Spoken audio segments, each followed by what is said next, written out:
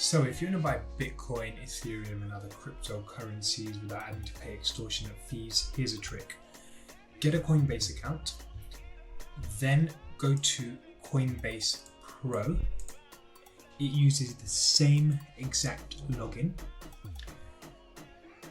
and then choose your currency pair, click deposit, choose the currency you want to deposit in from Coinbase, click Coinbase, click Max, click deposit, and now your money is taken out of Coinbase and it's in Coinbase Pro.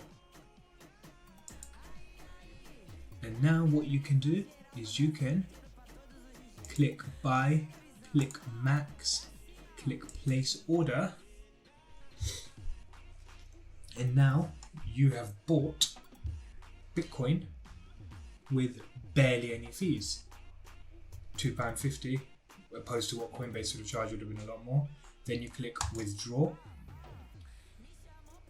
click Bitcoin, click Coinbase, click max, and it will push it back into Coinbase, and you've saved fees.